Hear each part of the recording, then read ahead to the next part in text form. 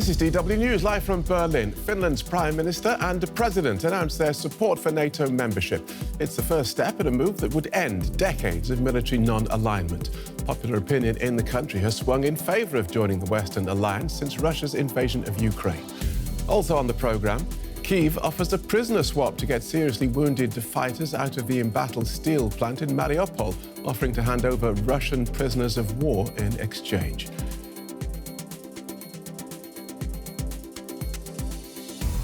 And North Korea confirms an outbreak of COVID-19 for the first time. A national lockdown is ordered after the fast-spreading Omicron variant is reported in the capital, Pyongyang.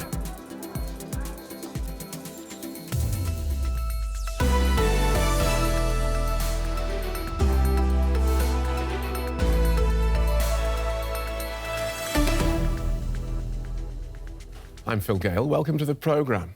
Finland's President and Prime Minister have called for the country to apply for NATO membership as soon as possible. In a joint statement, Sauli Niinistö and Sanna Marin said NATO membership would strengthen Finland's security. As a member of NATO, Finland would strengthen the entire defence alliance. Finland must apply for NATO membership without delay. Now, this is the first step in a process that could see the country roll back decades of military non-alignment.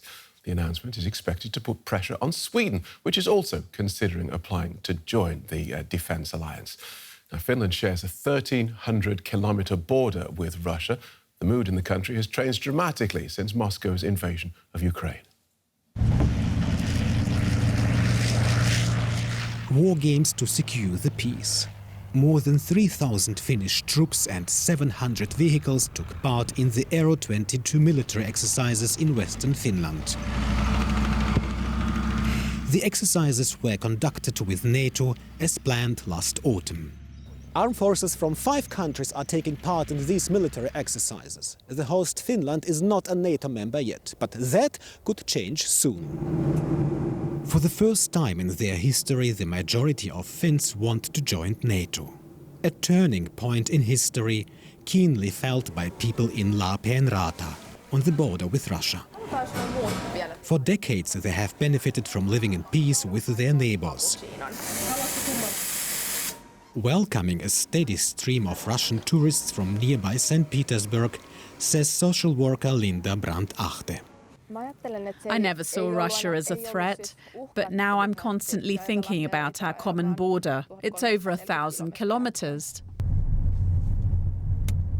This nearby border crossing is seeing little traffic from either side at the moment. This is partly due to coronavirus-related restrictions, but it's also a direct consequence of Russia's invasion of Ukraine. The war has dramatically changed the Finns' attitude towards joining NATO in just a few weeks. At first, I thought we shouldn't get involved in military alliances. But now I think we should have made the decision a long time ago. My eyes have been opened, and I no longer see NATO as some kind of war association, but as a defence alliance. Defence through deterrence has been the principle behind NATO's reinforcement of its eastern flank in recent months. The idea being a strong defence will not be attacked. NATO says it will benefit from the Finnish army's military capabilities. I think we are ready to enter the NATO if decision will be made. We have been training together with the good partners, which are basically NATO partners, in our exercises for years. So that shouldn't be a problem. At the moment, Finland is a NATO partner, but not a member of the bloc. Nevertheless, Finnish forces have worked closely with NATO for decades.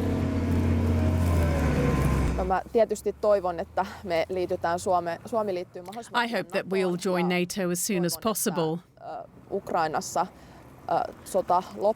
and that the war in Ukraine will end soon, and that Europe will live in peace and stability.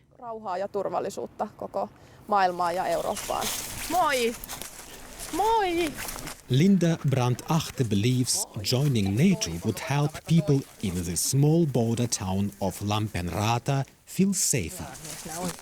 She says that now a peaceful and stable Finland is only possible as a NATO member. Let's have a look at these movements then with Alexander Stubb, who was Finnish Prime Minister between 2014 and 2015. Welcome to DW.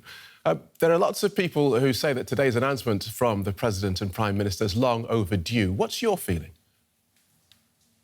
Well, certainly I've been an advocate of Finnish NATO membership for the better part of 30 years.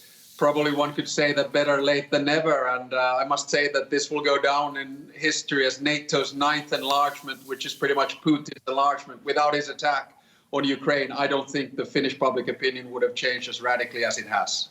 So what message do you think this sends to Vladimir Putin? Well, I think the president of Finland, Sauli Niinistö, said it quite well yesterday. You know, all you need to do is in Kremlin is look in the mirror. It sends a message that when Finns and Swedes feel unsafe, they seek for security elsewhere. Now, the good news, of course, is that we're more NATO compatible than most NATO states.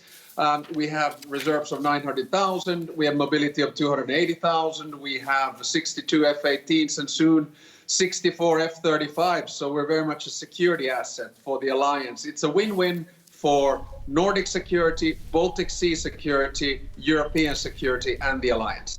It's interesting, though, that Russia annexed Crimea in 2014 while you were Prime Minister. So why do you think it has taken Putin launching an all-out war on Ukraine for Finland to send this message to Russia finally?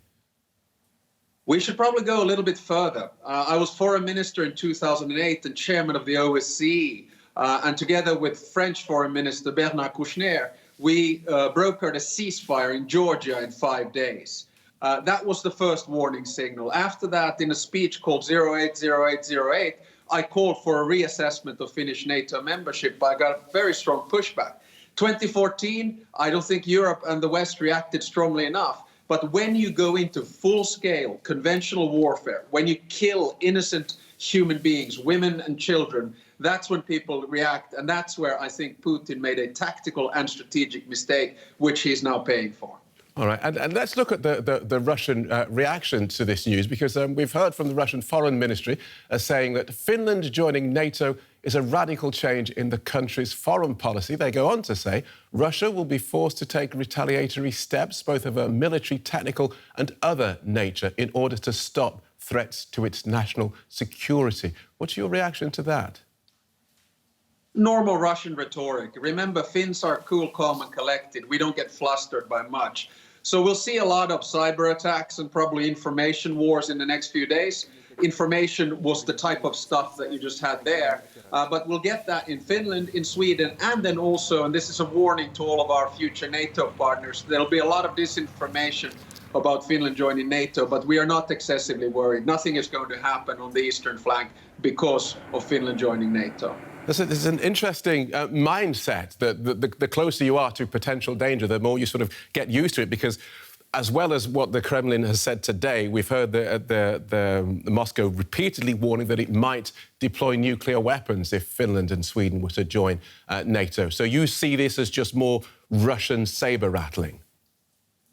No, it's actually fake news. I mean, we need to remind former President Medvedev that the nuclear missiles are already there in Kaliningrad around the Baltic Sea region. But this is the way in which Russia is trying to intimidate Finland and Sweden out of the decision of joining NATO.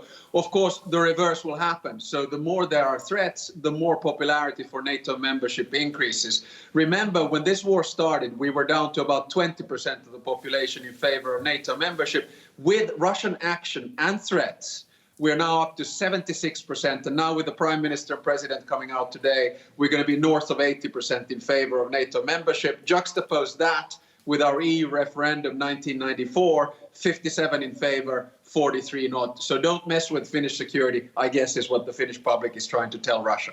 OK, and it's... As neighbours, this is such a really interesting and complex history. You have a 1,300-kilometre border. The relationship has been fractious, but you have stayed out of the Western military alliances until now. So where do you see the relationship going from here? Well, I think for the foreseeable future, so we're talking a few years ahead, we will see an isolated Russia and more or less 40 European democracies on the other side of the fence. But of course, as you said, we have 1,340 kilometers border with Russia. our security policy is always based on a careful assessment of two things, idealism and realism. Idealism in the sense that bona fide, we want to cooperate with Russia and make them part of the West. But realism, we upkeep one of the largest militaries in Europe.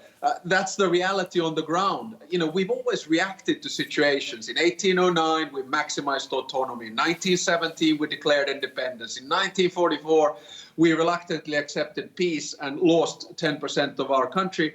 In 1992, we applied for EU membership, and now in 2022, we apply for NATO membership. And the only reason for this is Putin's aggression. So that's the headline. The headline is that it looks like the country is in favour of applying to join NATO. Do you anticipate any significant objections domestically or indeed amongst NATO members? Double answer, no and no. Domestically, this is a foregone conclusion. Listen, all parties are now basically in favour. Parliament is going to vote in favour. I'd guess about 180 out of 200 MPs next Wednesday. So that is clear. On the 30 NATO member states, we accept a fairly rapid ratification, probably the quickest in the history of NATO membership. And the reason for that is that Finland and Sweden are as compatible to NATO as can be. And I think all the countries in NATO see us as a security asset rather than a cost. And in that sense, it's a win-win for us, for the Baltic Sea region and for the alliance. So no problems on that front either. That's very clear. Good talking to you. Thank you so much for joining us. Alexander Stubb, former Prime Minister of Finland.